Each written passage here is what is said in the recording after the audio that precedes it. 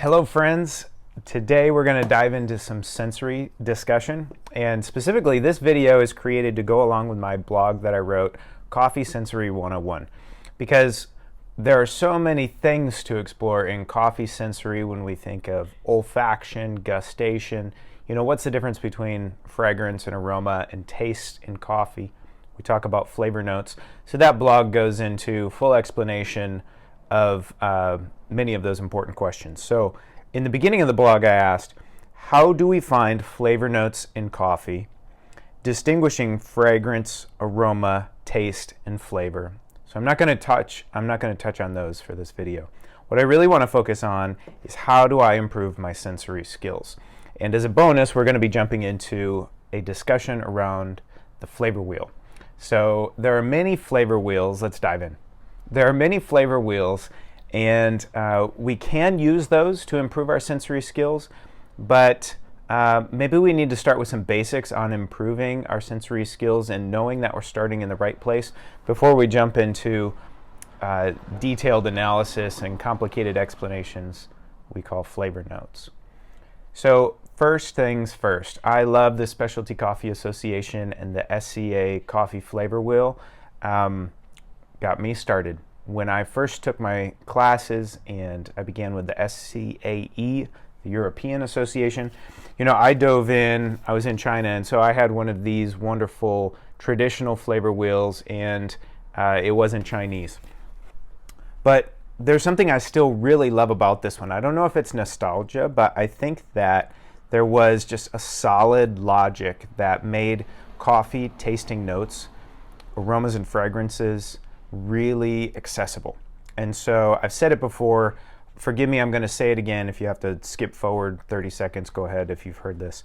But one of the key helpful discussions on this first flavor wheel was the division between the aromas on this side and the taste on this side. And so just getting our language right in the beginning is really important because our tongue is not that sophisticated. We only taste, sweet, salt, sour, and bitter. And those are our primary taste sensations. So we're just talking about sensations when we put something into our mouth. We get a chemical, electrical signal that goes up to the brain, and the brain interprets it. Oh, that was sweet. Oh, that's sour. Oh, that's salty. Oh, that's bitter. So the tongue and the mouth are used for that purpose in gustation. Now, olfaction, which again I go into more detail in the blog, but olfaction, when we're smelling, we are bringing in fragrances and aromas. And so on the fragrances and aromas that were present in coffee, the major categories identified in the flavor wheel, the logic was just so wonderful. Again, we think, I've heard it said before, we think in color, or we might taste in color. And so these floral enzymatic yellow flavors, these sugar browning red brown flavors, and these dry distillation purple dark flavors really follow a nice roaster spectrum. And so as we roast coffee darker and darker, we roast these qualities out and through. What may be present early in the roast is transformed or hidden or destroyed later in the roast. So this old flavor wheel and the new Specialty Coffee Association flavor wheel, they updated their flavor wheel. The way we want to start as beginners is always from the inside out. So you might say, this coffee tastes floral. This coffee tastes like sugary, sweet. This coffee tastes dry, spicy. And then you move into more advanced categories. So give yourself permission to explore. Enough on the old one. We are going to move to the new SCA flavor wheel. I don't have it in hand right here, but you can easily just Google SCA flavor wheel. And what you find in the SCA flavor wheel is that they took formerly the two, this one was coffee defects and roasting defects, or coffee and roast processing errors.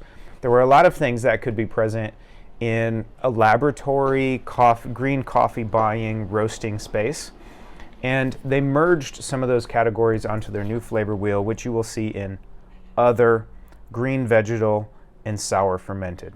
So when we talk about things like chemical, papery, musty, beany, green vegetative, raw, olive oil, alcohol fermented, sour, these are all bad things. So on the new SCA Flavor Wheel, the bottom portion of it is really not very useful for the majority of coffee drinkers. If you're a consumer, if you're a home enthusiast, if you're a barista, I hope that none of these will ever show up in your cup because you have a green coffee buyer that you trust and who is giving you great coffee, or you have a coffee roaster who's doing their job the right way, sourcing great coffee and roasting and providing you great coffee. So you shouldn't have to worry about this. So the top half of the new SCA Flavor Wheel, it is useful because we have a few more breakdowns in category: fruity, floral, sweet, nutty cocoa, spices, and roasted. So we work from general to more specific, and you can move outward in that circle. It's wonderful. But I still only feel like we've got about 60% of the circle that we should be using. So my personal favorite, and again, there's no ties or connections. I get no benefit from promoting these. I love the Counterculture Flavor Wheel so much that I printed it and put it on my wall. I did not print the wonderful adjectives, though, that they give for body descriptors, adjectives, and intensifiers for coffee. So if you print out or if you get one of these wonderful Counterculture Coffee Tasters Flavor Wheel, I often link the PDF. You can get a free English or Spanish version online. You can download it through their site for personal use, for printing and putting on your wall. This is where the tactile or taction, I don't know if that's actually a word, I kind of made it up. The tactile sensation of touch. So olfaction is smell, gustation is taste, and then taction is touch. You know, as humans, we have our 5 basic senses. And these body descriptors of light, medium, heavy, in the way they're described, or the acidity and flavor, aftertaste and finish, some of these adjectives down here on the bottom are super useful for you because when I began in coffee, and even now when I have a coffee that is, maybe it's just really complex, it's really wild and changing, maybe it's very simple and balanced. These words, adjectives, are actually much more descriptive and accessible. As a coffee roaster or trainer, I want to provide coffees that my friends and family and students will love, and they'll say, oh yeah, that was a really balanced and sweet coffee, kind of like chocolate.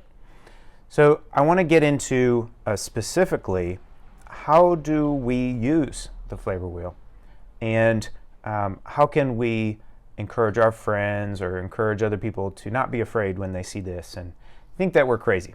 Because I think people can often think that you're crazy when you talk about, you know, the clementine and coconut tropical fruit and honeysuckle that you find in coffee. It's pretty crazy if someone from the outside approaches it and they say, that just tastes like black coffee.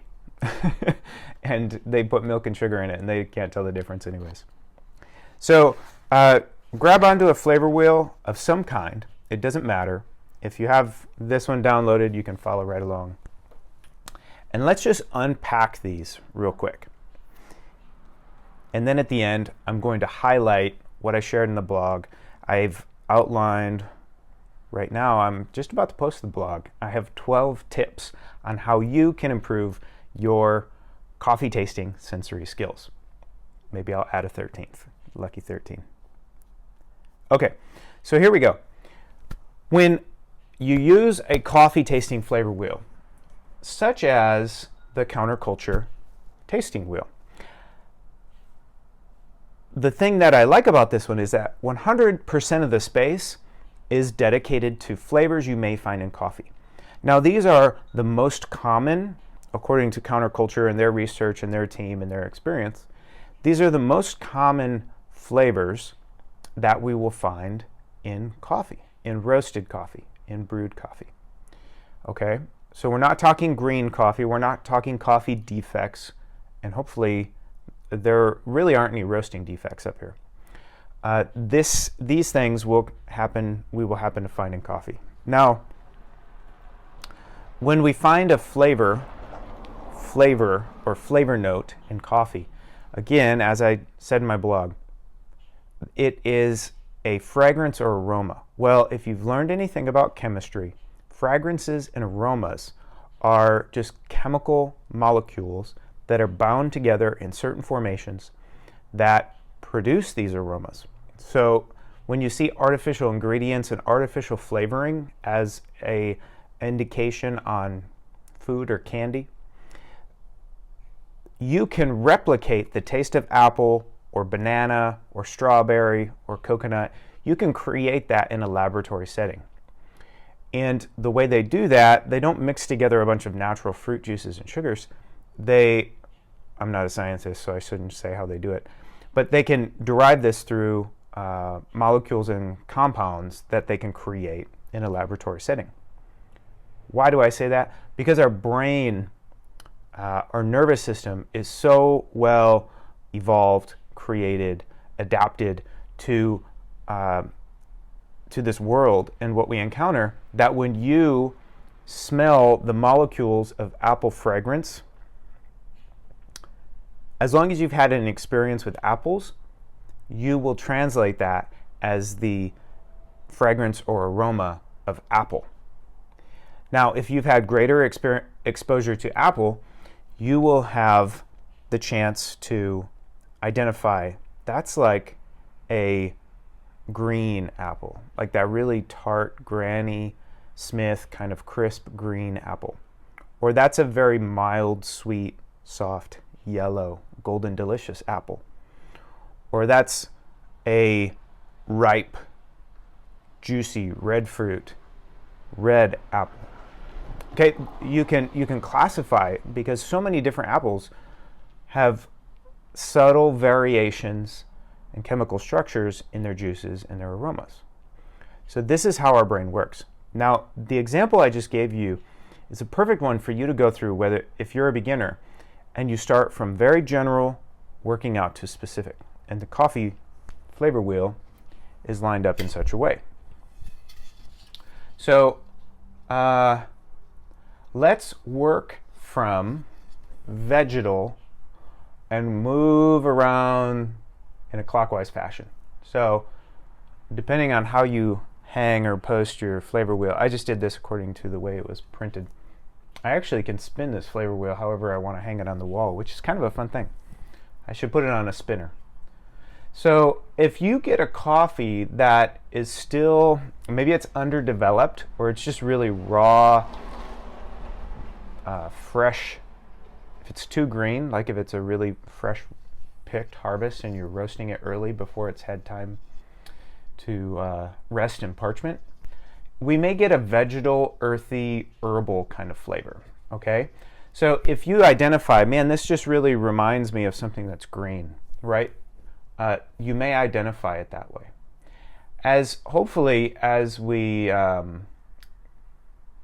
move out of this area, there are some good qualities. Like you can have Sumatra Gayo. I used to have a Gayo Mountain Sumatran coffee that, when light roasted, was just very green pepper-like. It had this green pepper, tobacco, real earthy. I have several Ethiopians that get a mint or sage, kind of this green tea, black tea. Yes, definitely hops and bergamot. This is very much a Ethiopia washed Sidama or Yirgacheffe kind of a region. But if I can't really tell, is that green tea or is that mint? I can't really tell what that is. Then you have full permission just to say, this coffee, for me, is just very green and vegetal. There's something herby about it. Herb. You can turn herb into an adjective. So move from general to specific. And that's not, on this flavor wheel, that's not a defect, okay? You don't want to necessarily have a strong, dominant, for example, mushroom or straw or leafy greens or wood. Some of these things will be present maybe because the coffee's getting old. It'll transform a little. What used to be a nice green tea, black tea, will turn into, that green tea can turn grassy. And what used to be a nice tobacco cedar, kind of this, what do they call it? Like resinous, resinous wood, the sap of a tree. That's not a terrible thing. That's kind of close to spice. That can age and it can become woody or papery or cardboard. So these things should be avoided. But vegetal, earthy, and herb, spend some time at the grocery store. Go out there and smell the different herbs. Find out what the green leafy vegetables are. Start to distinguish. What's the difference between kale and arugula and iceberg lettuce and cabbage? I really hope you don't have cabbage in your coffee. That would be a sad thing. But you may find that there are some green leafy vegetables that just have this freshness to them, this clean vibrancy. Okay? That can be present in your coffee. This is a common chemical compound which is found in certain coffees, especially when they're washed and they're processed very clean, or when they're dry hulled and you get that Sumatran coffee. And then move into floral. And I had the wonderful privilege of growing up working for my grandfather in a greenhouse, and we grew flowers and we grew vegetables, and so I was exposed to a lot as a child, all the different flowers. I didn't appreciate it as much as a kid as I realized I would one day. But start to identify some of the different flowers. Like if you don't know, and if you haven't had the exposure, you can say, this coffee just smells flowery. Like I walked into a garden. That's great. Put your own language around it. But maybe you begin to identify, okay, I'm going to go to the dry goods section. I'm going to look at tea, or I'm going to get an herbal tea. I want to find out what is that hibiscus kind of rose water. And then I move into lavender and honeysuckle and jasmine and orange blossom and lemongrass. What we do now, as we're moving through those stages, so we moved from soil all the way up to bergamot oil. Bergamot is what they put in Earl Grey tea. So that Earl Grey tea bergamot is right up there next to hops. Hops are what you use to make beer, and they sour the beer. They make it vibrant. As you're moving from soil all the way up to this vibrant kind of floral bergamot, then you move into the floral category. So you might fall right on that range, but you need to keep on moving through it. And as you go from hibiscus, which is actually quite sour, it's sour but floral, and then you get a little sweeter with rose and lavender and magnolia. Honeysuckle, you can actually, if you have a honeysuckle vine, you can smell those. You can even kind of taste the end of the flower, and it just has this sweet nectar to it. Jasmine, orange blossom. Orange blossoms are incredibly fruity. And then lemongrass. You can get some great lemongrass at your Thai restaurant. Move on in, and once you hit that lemongrass, it really is a lemon-smelling grass. You're still kind of in this floral, herb-like garden, and then you jump over into the citrus. Okay, so fruit is broken up into a wonderful citrus, apple, melon, grape, tropical, stone fruit, berry, dried fruit. So we're moving from a very light, bright kind of a fruit into sweeter. Apple is still a little sour, but then we get the sweetness of a pear. Melon is getting even sweeter. Grape, really, sweet. Tropical fruit, stone fruit, super sweet. We can get some sour stone fruits, but ideally we have ripe fruit. So if you're going to go to the store, if you're going to try to calibrate yourself to these, try to get those that are ripe. Okay, not overripe, but definitely not underripe, not hard. You want the juices and the sugars to be fully developed and present. This was built upon ripe fruit, ripe flowers, the real thing. Pure chocolate, good stuff, not the imitation. So we're moving through this spectrum, and we start from lemon, and in the fruit section we move all the way down to prunes and dried dates and dried figs. I mean, when you get down to these dried fruits, you're talking about really heavy, dense, mouth-coating, sticky sugars. That's very different than biting onto a lemon or a lime. So this fruit spectrum, you may not be able to tell when you get an Ethiopian natural processed coffee. You just know, man, that's like super sweet and it's super fruity. I'm just going to put fruity, right? And it's got a sticky, sugary body. That's great. But if you can go a little further into that, well, let's start to distinguish, right? Have you had experience with apples? Apples and pears. Is it apple-like? Is it pear-like? Maybe not. I get apple and pear many times in my Colombian coffees. I love a good Colombian, sometimes Guatemalan, but often in Colombia I get a real apple quality to it, and it's fantastic. My Ethiopian, you know, if I'm up on the Sidama, Yirgacheffe, Limu, some of the washed coffees, I'm going to definitely have some of that citrus. And it's not that I'm tasting lemon and lime in my coffee. That's not happening. But I'm smelling and getting these aromas because of the complexity of the coffee bean and the growing region and the terroir where it was grown and harvested and processed. I'm getting those same chemical compounds as when I cut open a lemon and I just smell that lemon zest, right? So let's stick with lemon for a second. If you really think this isn't like lemonade, this isn't like lemon juice, it's just kind of that fresh lemon. It almost reminds me of a lemon cleaner, right? Well, that may be the lemon zest. And so if you think it's something but you don't really agree with your first judgment, maybe just explore the topic. And if you have any questions, reach out to me. I'd love to hear from you. If you comment on the YouTube, if you reach out to me through my email, consider this your invitation to discuss the flavor wheel and figure out, how can I really be sure, right?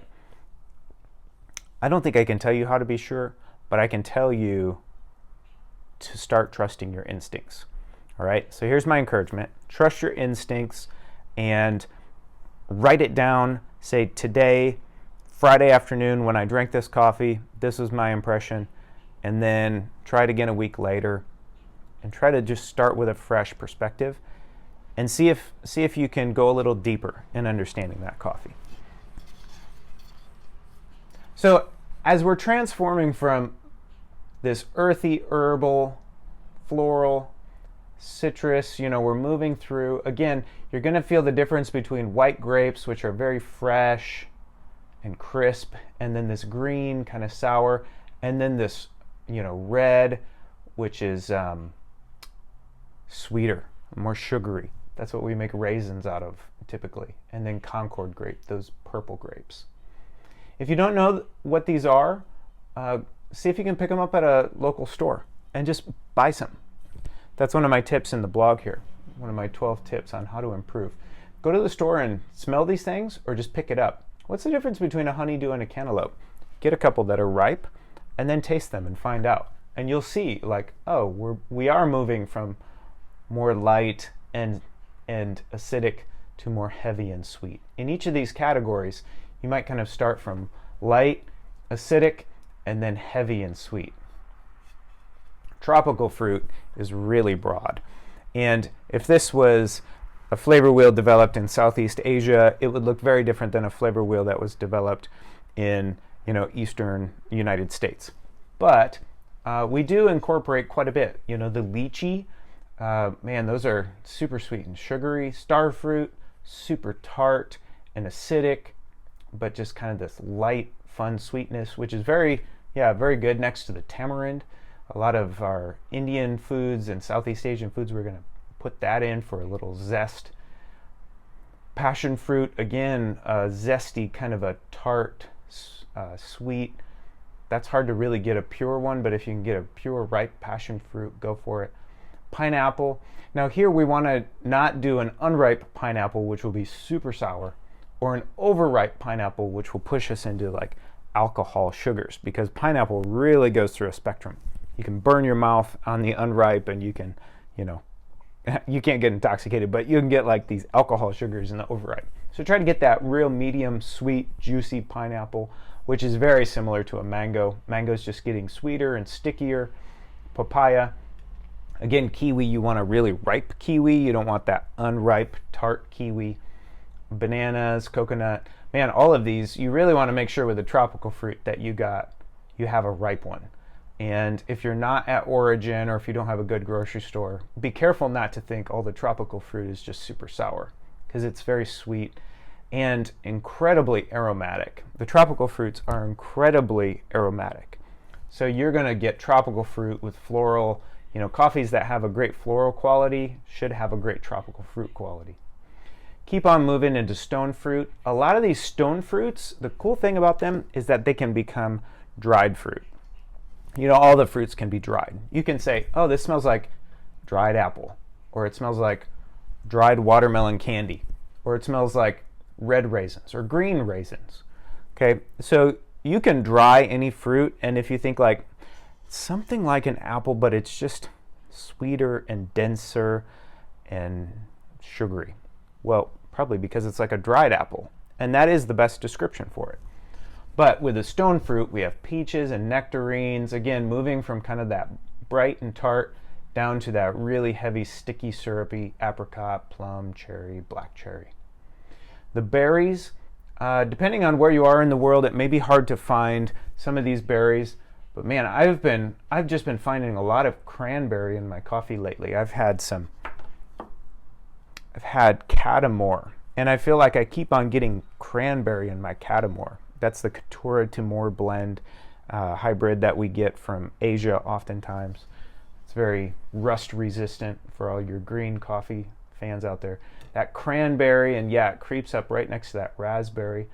When we get down to blackberry and currant, we start to get this earthy kind of musk, not must, but this musk, earthy, kind of a deeper pungent tone to it. And so if you're getting like the sweet, fruity, pungent, you're probably down in that blackberry currant area.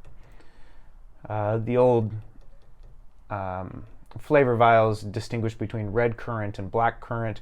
Red would just be, again, this red spectrum here. It's a little brighter and more tart, kind of like a raspberry currant, whereas the black currant is closer to that blackberry, kind of that pungent, sweet, deep. This leads me to another tip. I said before, you might taste and think in color. Try tasting and thinking in levels.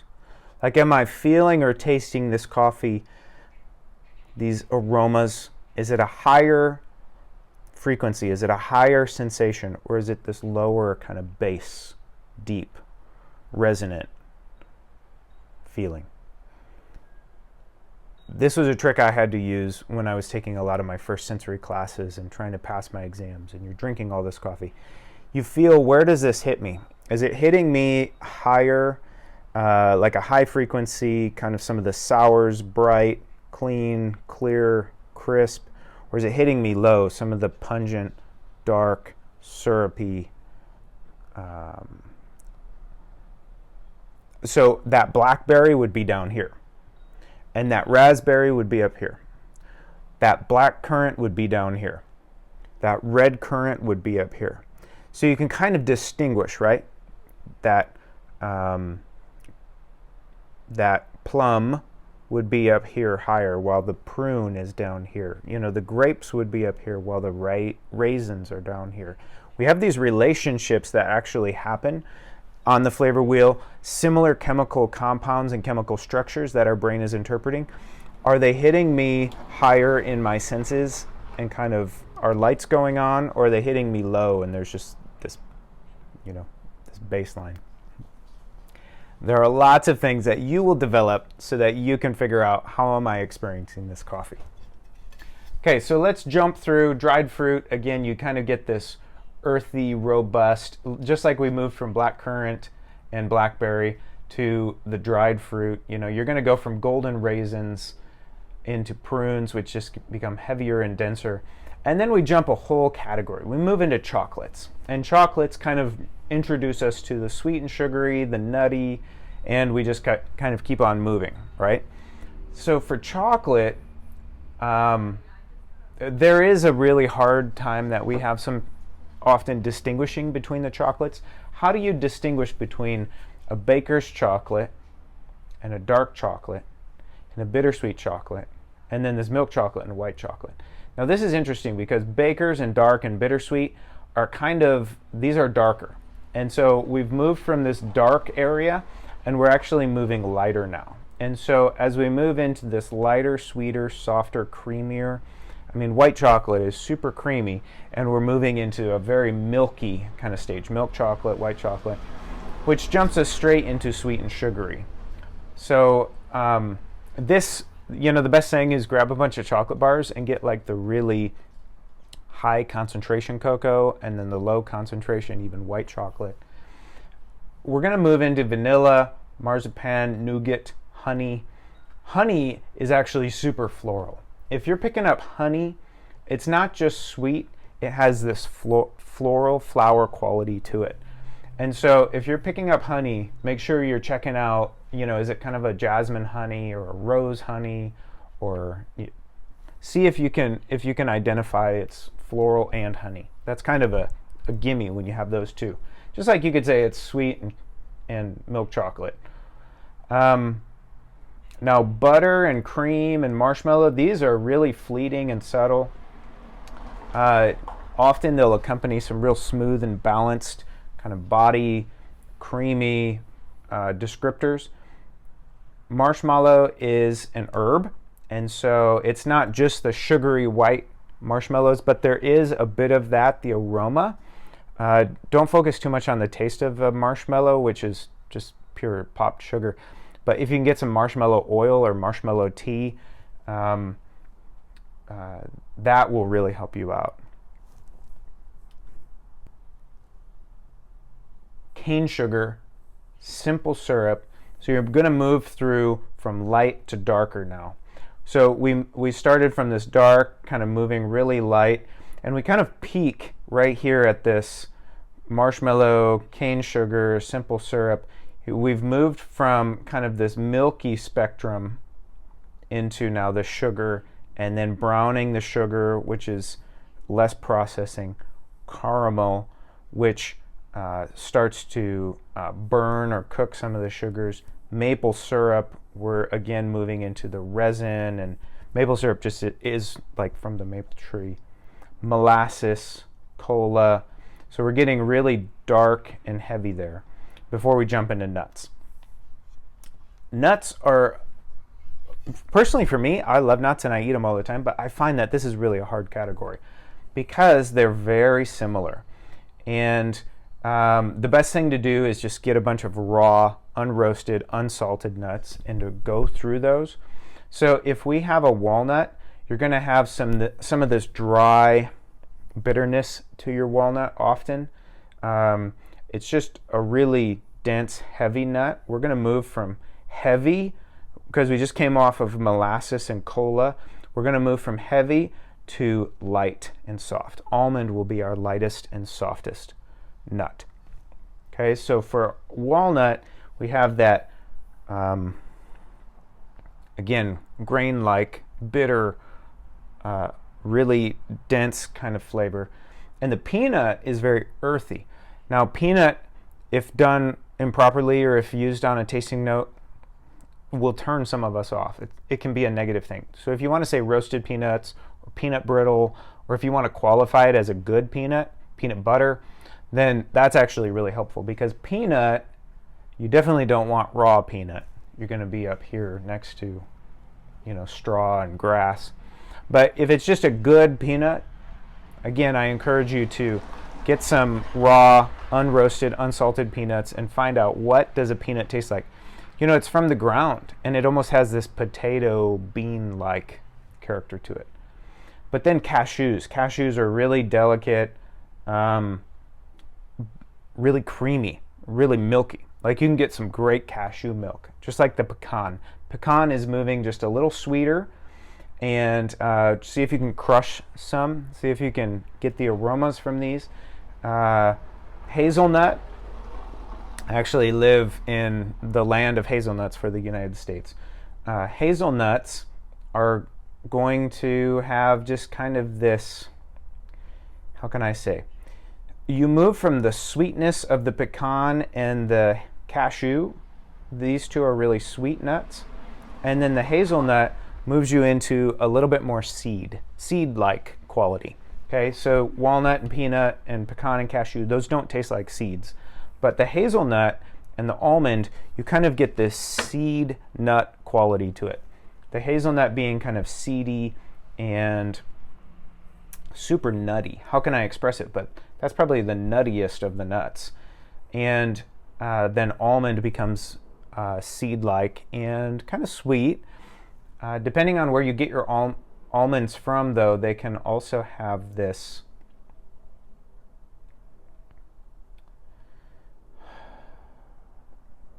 lightness to them. I'm going to have to come back on the almond. I apologize. Just get some almonds and try them out yourself. But you often will taste the skin of the almond. Again, these are more seedy, these two, which is no surprise then that we moved to popcorn, which is very much seed-like and corn-like, right? We're up here now in the grain and cereal. So we're right on that border of we're moving from nut to seed, grain. And so popcorn, go pop some. Pastry. Pastry is really an interesting one because there's so many sugary pastries out there. But if you can just kind of get that flaky, like when the flour is toasted and you get that outside pastry crust, there's a reason it's right next to toasted oats because it has a toasted quality. And then graham cracker is really sweet. I get graham all the time in my decaf coffee. If you get a good decaf coffee, it just has this graham cracker-like quality, which just moves straight into rye and wheat and barley and malt and fresh bread. This is kind of the area I always land my decaf coffee in. When it goes through the processing, it just loses a lot of the acidity and the vibrancy, which is clear across the spectrum. You know, the citrus, it's like the opposite of that citrus side. So this area here, you just get this bread-like roasted grain. If you've toasted any oats or rice or malt or barley, here we go. We're just right there on toast. Now these are the roast, and so these can be dark roasted, medium to dark roasted. You get this toastiness. A lot of coffees can have a toastiness even when they're light roasted if they just are lacking in other characteristics. But when you move through all of this and you keep on roasting, you're going to get burnt sugar and smoky and carbon. That's just going to happen. Okay, so carbon is never a good thing. That's probably the most negative, or one of the most negative up here on the list, next to soil and wood. So then we have spices, and these are way over here on my list. It's probably hard to see on my video here. But man, I love a good black pepper. If you get some black peppercorns and you smell them and you grind them and you smell them again, you just get this deep, deep, rich, pungent, dry distillation spice. And even in black pepper, you can get kind of cherry and currant and some of these other aspects that we have on our flavor wheel. So we're going to move from darker to a little lighter here. Okay, we're going to go from black pepper to white pepper. White pepper is really interesting and just a little softer. Then we're moving into cinnamon.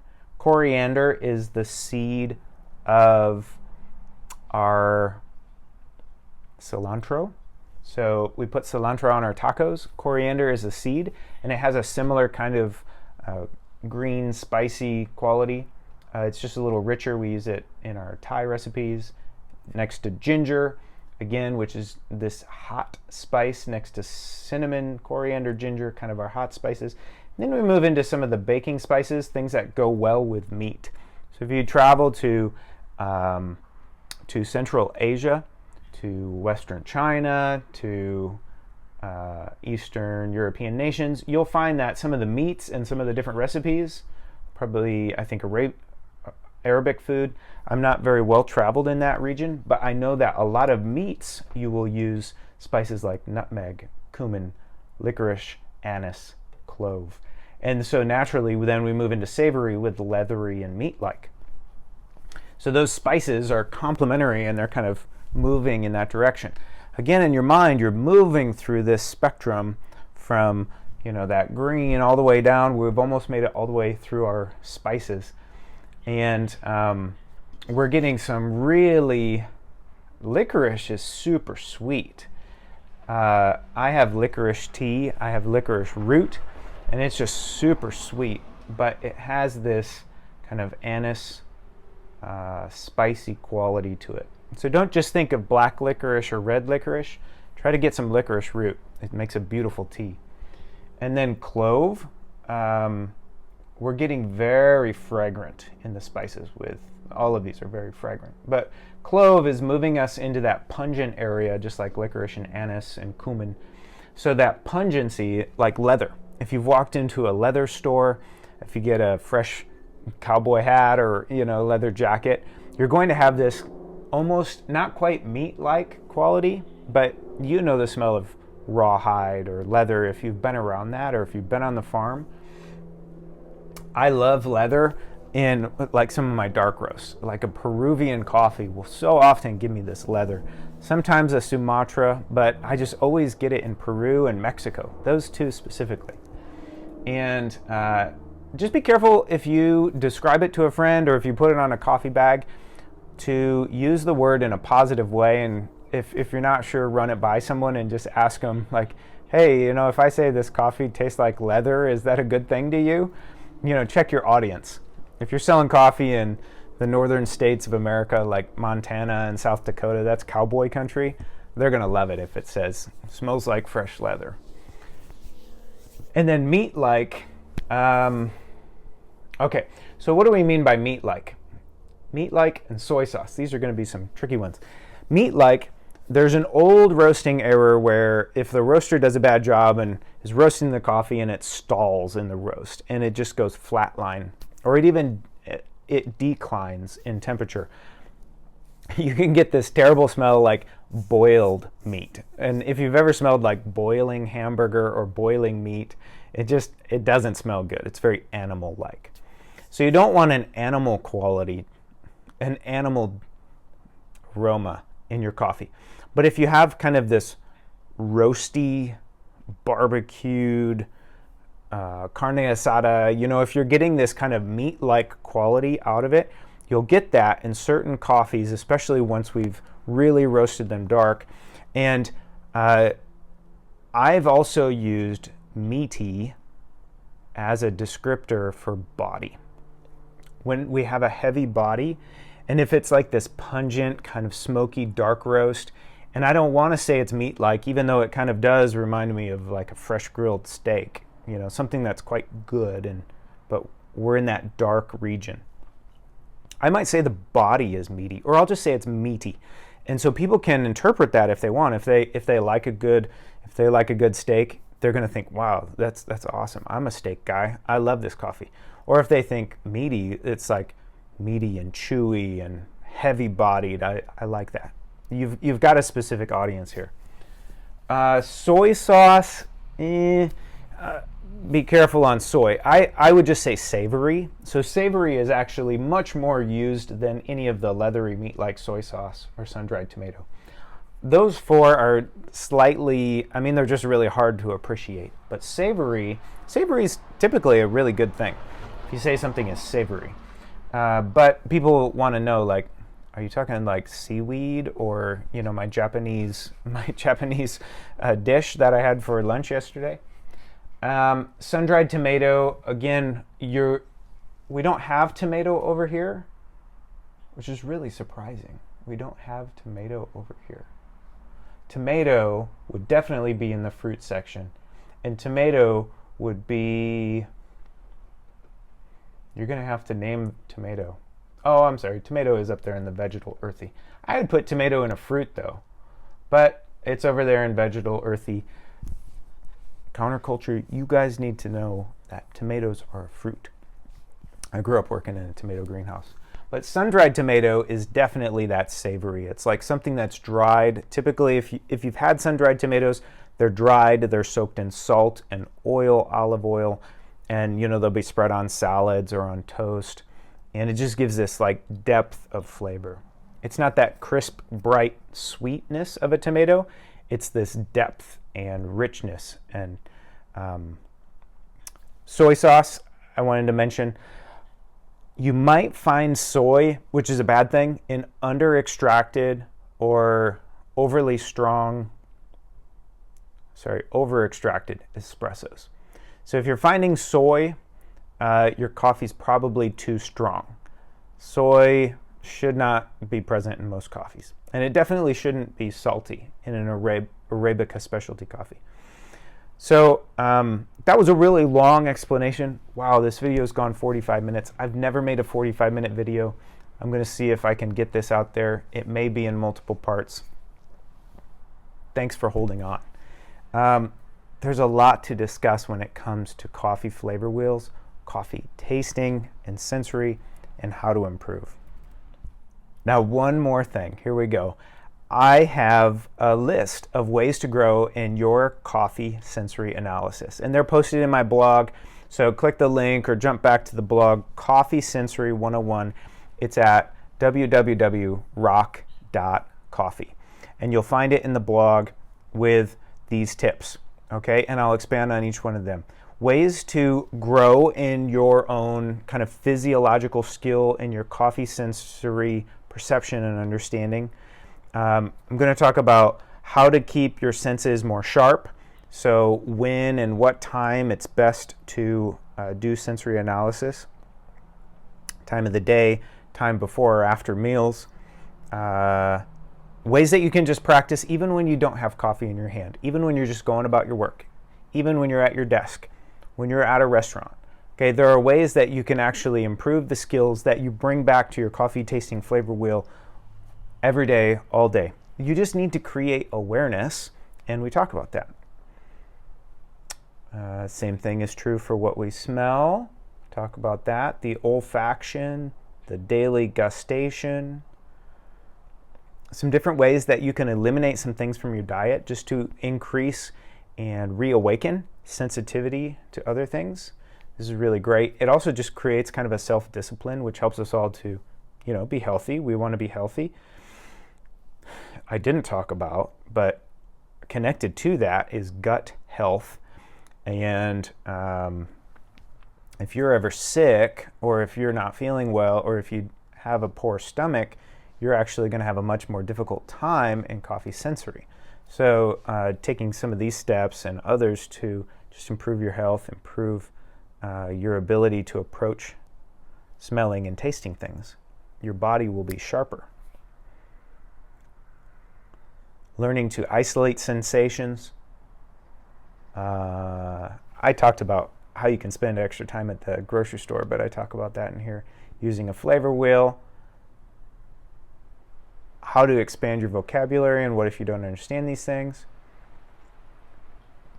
I'm going to add a 13th, and I'm going to talk about sleep, and very interesting correlation between your sleep and your sensory ability. And finally, having fun, and how to keep it fun, and just some encouragement there. Okay, so there are 13 things in the blog if you want to check those out. Thanks for hanging in there. This has been an incredible video, a long video. If you hung with me this whole time, I just want to say thank you, because you're an avid learner, or you just had a lot of time to kill. Thanks for spending it with me. If there's any way that I can help you out with further learning, send me some comments in this post, in this blog, in this YouTube, wherever you're finding this content. I'd encourage you to subscribe, talk to me. I love hearing from students and learners, coffee fans, coffee pros, all over. You strengthen and challenge me. You help me to keep growing. Thank you, and I'll see you in the next video or the next post.